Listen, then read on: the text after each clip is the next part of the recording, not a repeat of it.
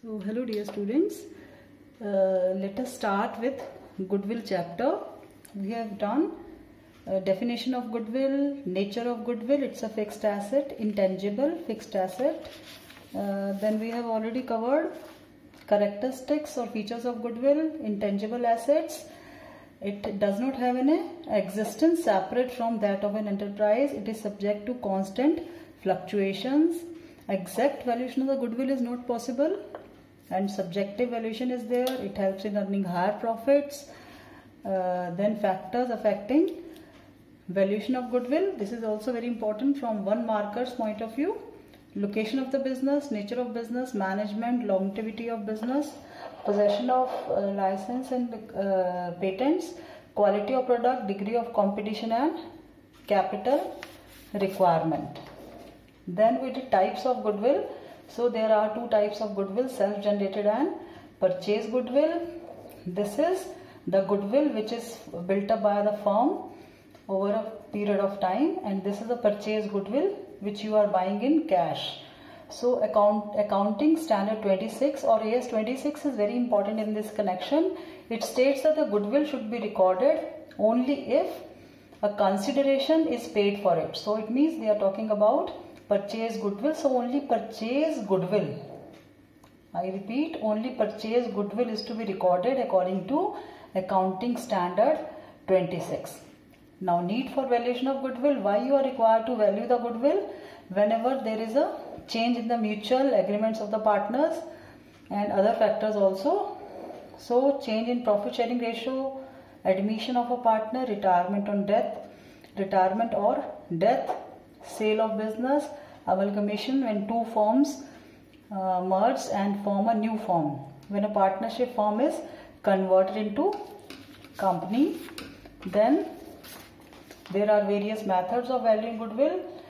So the first one is average profit method, simple average profit method, which we'll be discussing today, weighted profit, super profit, capitalization. Further there are two methods of valuation. So these are the methods of valuing goodwill. So let us start with the first method, that is average profit method of valuing goodwill. And moreover, under this first one is through simple average profit method. So let us see the formula of goodwill first. Goodwill will be equal to average profit multiplied by number of years purchase. So now let us study the meaning of each and every element of this formula. Average profit first. What is this average profit? Yes, you all know average profit means when you take average of profits. Like for example, if 3 years profit are given to you, you will take sum total of those 3 years profit divided by 3. If 4 years profits are given to you, you will add all those profits and divide it by 4. So in this case, this is there is a little different situation here. Here you will be, first of all, you will be calculating average profit under normal circumstances.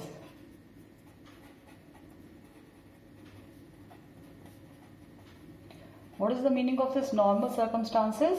Normal circumstances means you will first of all, you will calculate average profit of the firm, or you will take every year's profit and make correction in that profit, because there can be a possibility of abnormality in a particular year. Like for example, due to coronavirus, business are suffering higher losses. So if you are required to take the profit of 1920, then definitely it is being affected due to this epidemic. So that loss has to be added back. So we want profit in all normal situations. So there should not be any kind of abnormalities. So first of all, the first step while calculating this goodwill will be to make the profit under normal circumstances. Then the second, this will be discussing. Then the second term is number of years purchase. Now what is this number of year purchase? Number of year purchase means when a buyer of a business will earn entirely due to seller's effort for few years. See, like for example, let us take one example. Suppose there are two firms, firm of Messrs. Verma and Sons, and the second firm is Messrs. Gupta and Sons. Now suppose Verma and Sons have purchased business of Gupta and Sons. So it means the status of Verma and Son is they are buyer and he is a seller. So this firm is a seller and this firm is a buyer. So when they purchase the entire business of Messrs. Gupta and Sons, obviously they are buying goodwill also. So in the first few years, maybe in 2 years or it can be 3 years, they will be enjoying the goodwill of Gupta and Sons because they have purchased the entire business, they have taken over the entire business. So in the first 2-3 years, whatever profits they are earning, those profits are the efforts of Gupta and Sons. And when they start making, like for example, from 4th year, they start creating their own customer. They start getting new customer gradually. So if from 4th year, let us say, they started getting new customers, so we can say that till 4th year, the profit which is earned by Verma and Son is due to the efforts of Messrs. Gupta and Sons. So when you are valuing the goodwill, this Verma and Son will have to compensate Gupta and Son accordingly. And this is a sort of estimation. We used to make estimation that the goodwill of Gupta and Sons will be able to give the benefit to Messrs. Verma and Son for 4 years or for 3 years or for 2 years. So accordingly, we'll write number of year purchase. I hope this is clear to you. Number of year purchase means for the number of years the new firm enjoyed the benefit of goodwill. And this is to be multiplied by average profit earned by the seller. And then the amount of goodwill will be calculated. So this is the main concept behind this. So now let us study the adjustment which are to be done for converting average profit into the average profit under normal circumstances. Yes.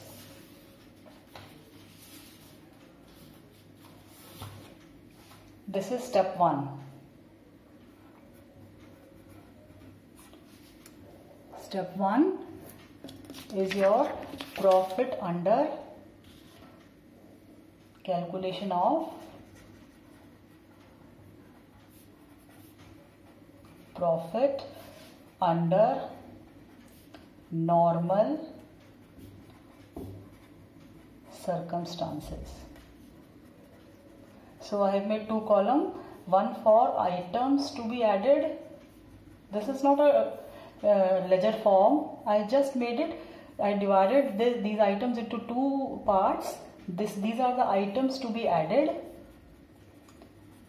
and here we'll be writing items to be deducted.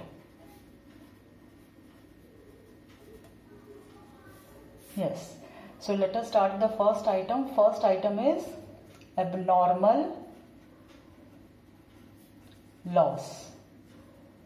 All kind of abnormal losses are to be added back. I am repeating, I am using the term added back. Why these losses are to be added back?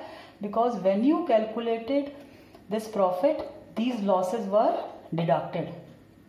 So we want profit under normal conditions, normal circumstances. So therefore this abnormal loss will be added back. So let us write the examples of this. This might be loss due to fire.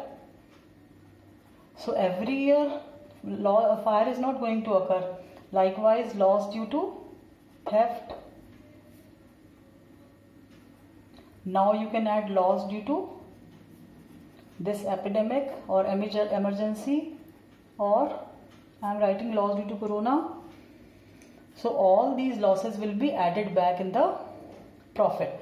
And what is the opposite of this? Opposite is abnormal. I am writing point number 1, because this is just opposite of this, abnormal profits. So abnormal profits will be, number 1, will be deducted. What type of abnormal profits? Like for example, when the firm has taken advantage or firm has earned extraordinary profits due to a particular condition. Like for example, nowadays the firms who are producing sanitizers or masks, they are earning extraordinary huge profits. So that profit will be added back, because we want profit under normal condition. Now let us take the second point. Loss on sale of asset. If you are selling your fixed assets, so selling of fixed asset, and on that suppose you are suffering a loss. This loss is not your regular loss. This is a irregular loss, and this is also known as extraordinary losses. So these losses will be added back. So these are your irregular, not extraordinary, you can use the term irregular. Irregular losses will be added back. Like for example, suppose the value of your building was, let us say, 10 lakhs, and you sold it for rupees 9 lakhs. So what is happening in this case? Value of building is 10 lakhs, sold for 9 lakhs. So there is a loss of 1 lakh. So due to this loss, your profit will decrease. So this loss is to be added back, not the value of sale. Sale value will not be added back. We are adding the loss due to sale. Now the opposite condition will be deducted. Opposite condition of this will be profit on sale of asset, because this is your irregular. And what is the other word used for this? Non-recurring activity. So here also you can take this example. For example, value of the building is 10 lakhs, sold for 12 lakhs. Value of the building or cost of building is 10 lakhs, sold for 12 lakhs. So there is a profit of 2 lakhs. So due to this profit, the given profit will immediately increase due to this. So you have to deduct this item. This item is to be deducted. Likewise, this item will also be deducted. Now let us study the third item. All recurring income. Recurring income if not added earlier. Now what is this? For example, firm is regularly receiving rent from the premises which was let out. So receiving rent is a regular gain. Firm is receiving a gain from other activities, so it is to be recorded in the profit because it's a regular activity. But this income is not added in the profit by mistake, so this is to be added now because we want to take all recurring incomes. Likewise, if there is a problem with relating to all recurring expenses. If suppose you forget to deduct manager's commission from the profit or partner's salary from the profit, then because these are regular income, recurring expenses, then those expenses will be deducted from the profit. All recurring expenses are to be deducted if not deducted earlier. So I hope this point is clear to you. Now the fourth point is, sometimes we commit some error also, like for example purchase of building or purchase of machinery is wrongly taken through profit and loss account, or this is a big example. Normally we used to commit this mistake. For example, installation of machinery is wrongly taken as expense. So you know that installation of machinery is a capital expenditure. It is to be added in the value of machinery.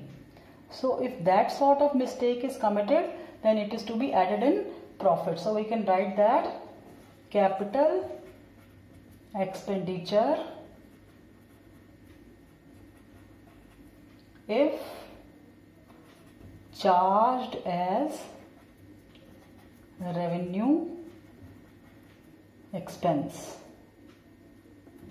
then in that case it is to be added back. So I hope all these items are clear to you. And likewise there is one more item here also, income from non-trade investments.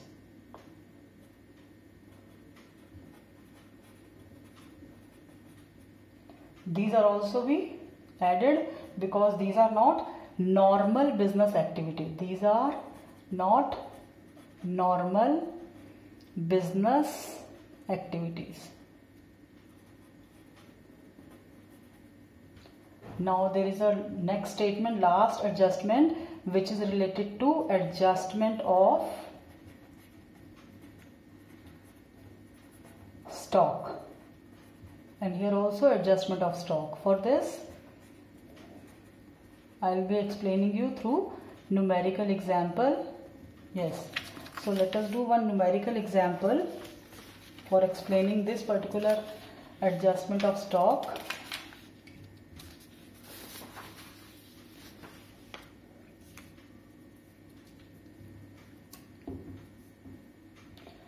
For example, let us observe this trading account. Suppose a trading account is given to you.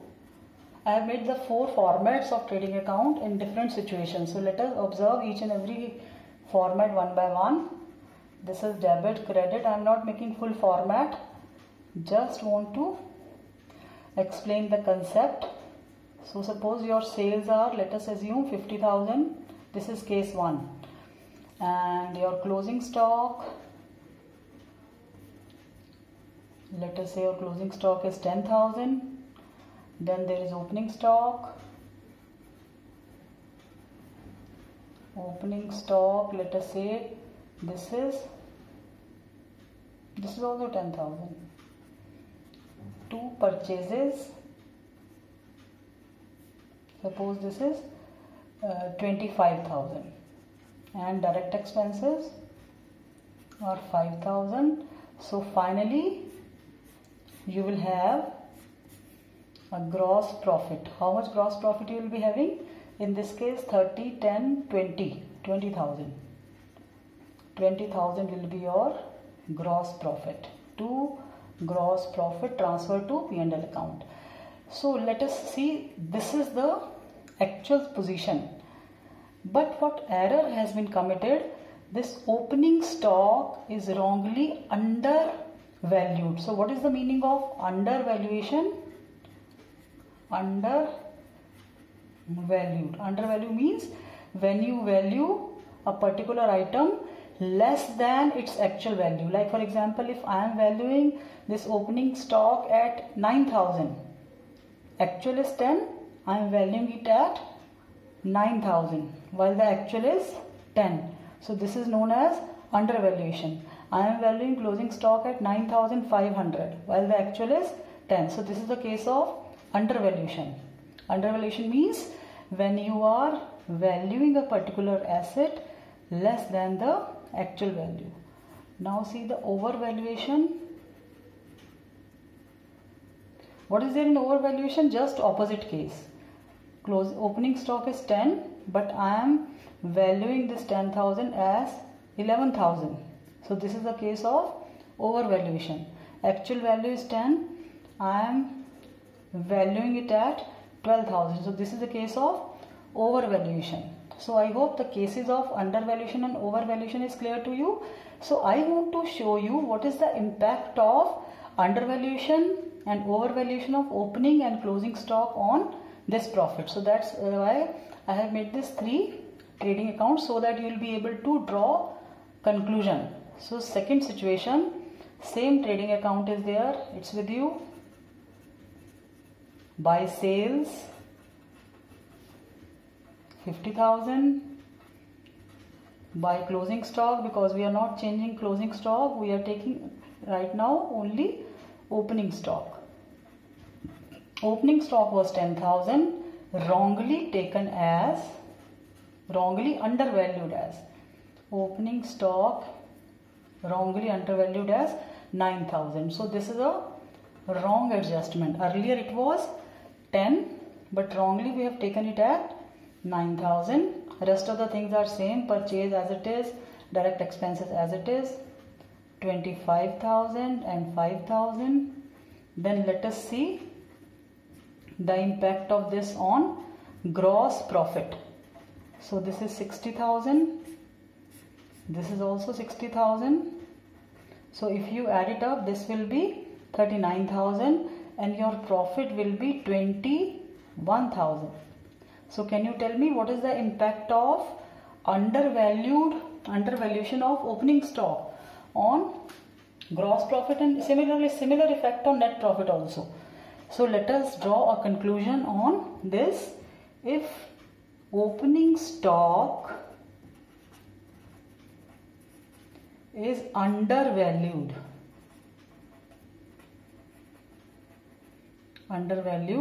it will lead to increase in profits.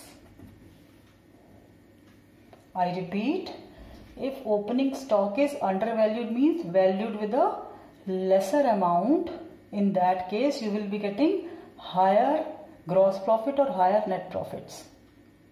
So we need to make this adjustment also when you are calculating profit under normal condition.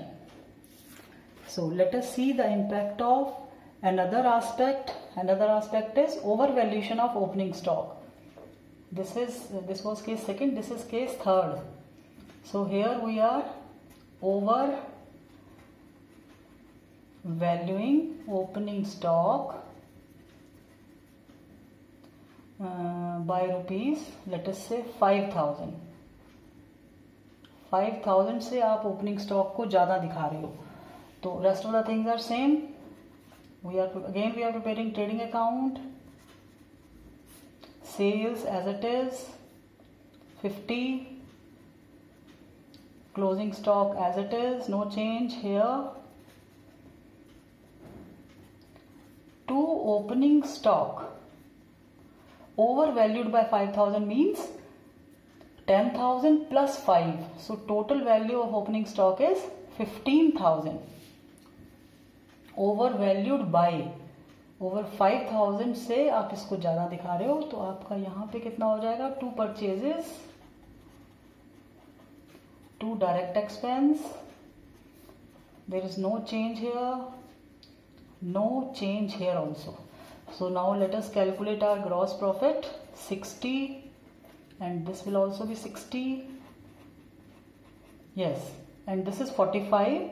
So your gross profit immediately reduce from 20 to 15. This is your gross profit. So can you write the conclusion?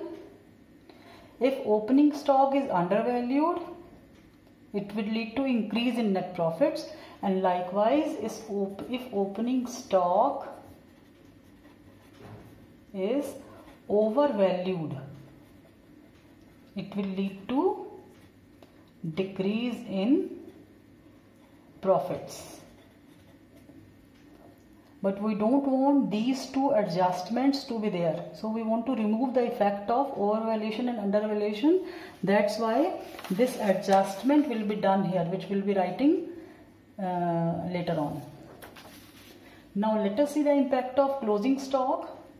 So in the fourth example, we are assuming that closing stock is valued at rupees 20,000. So 10 to 20. 10 to 20 means this is a case of overvaluation of closing stock. So again we'll prepare a trading account. Just see the impact.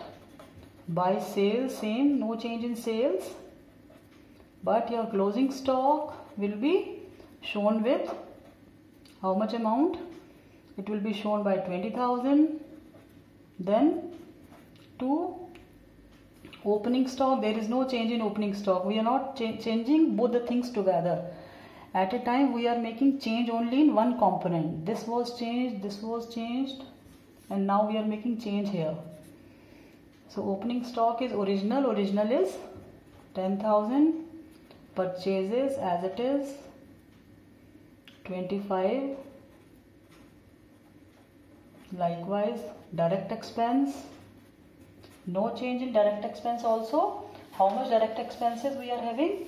Direct expenses will be 5,000.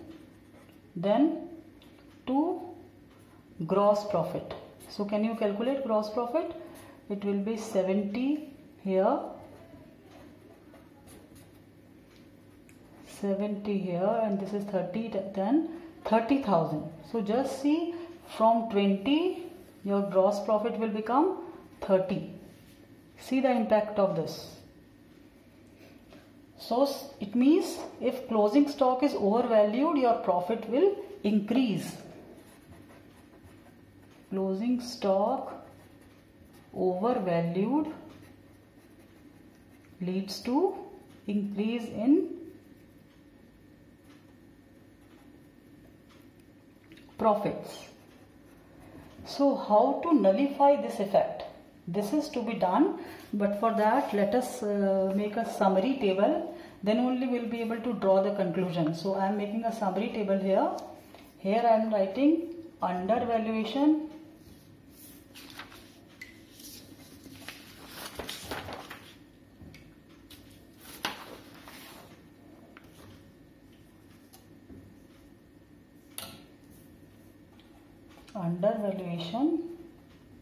and this is overvaluation. This is in case of opening stock. So table showing impact of change in inventory or closing stock on profit. Yes, opening stock, and this is your closing stock.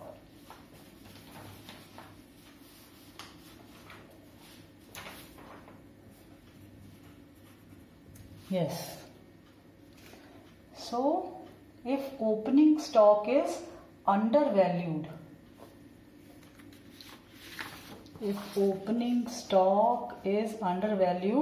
it has led the profit to increase.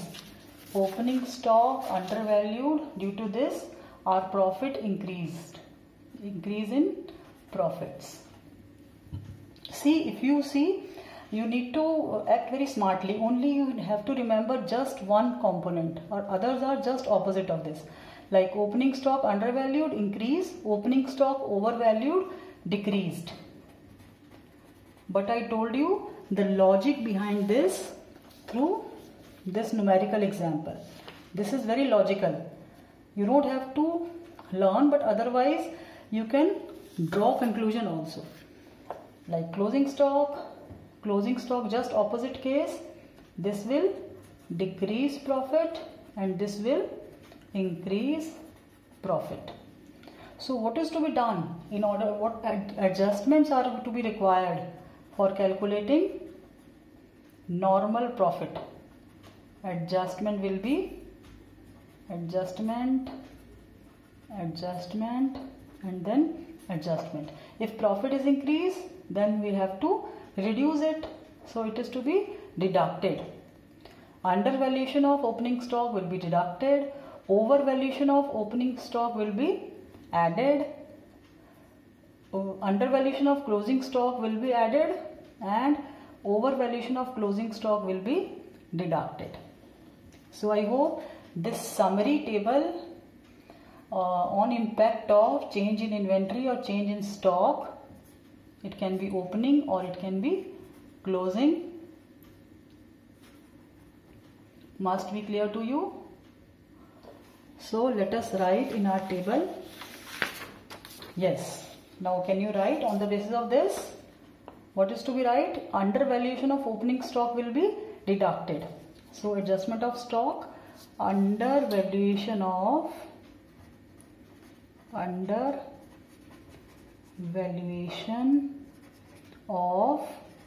opening stock. Yes, undervaluation of opening stock will be deducted, minus, and likewise what else to be deducted?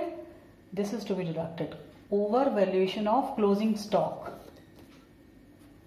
Overvaluation of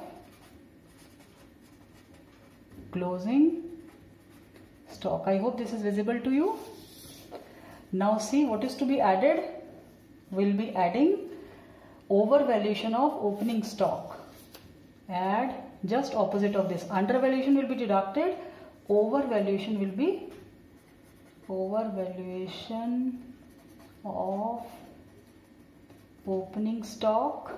Likewise we'll be adding undervaluation of closing stock. This one, undervaluation of closing stock. So I hope this is clear to you. So these are the adjustments which are required to convert your ordinary profit which is given to you into profit under normal situations or normal circumstances. So let us revise what we have done today. We have learned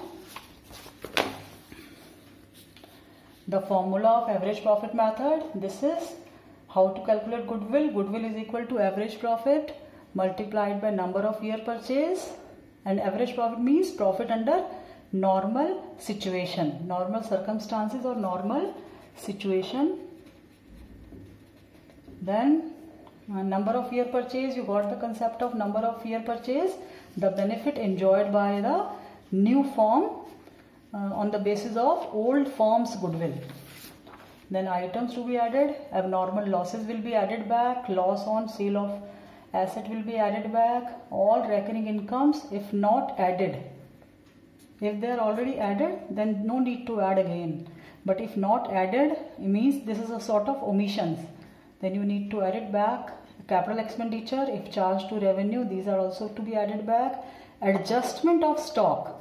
For that, I gave you this example.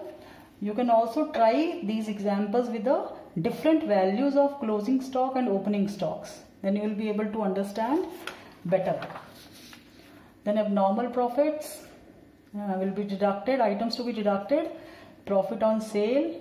I have taken this example for that. All recurring expenses, income from non-trade investment, because this is not a normal activity, business activity. Adjustment of stock, so hope this adjustment is clear to you. Then we did the summary table. I hope this summary table must be clear to you. So you all are required to copy all this what I am doing through these classes in the classwork. So that's all for today. Tomorrow we will be solving more numericals of goodwill. Thank you. Have a nice day.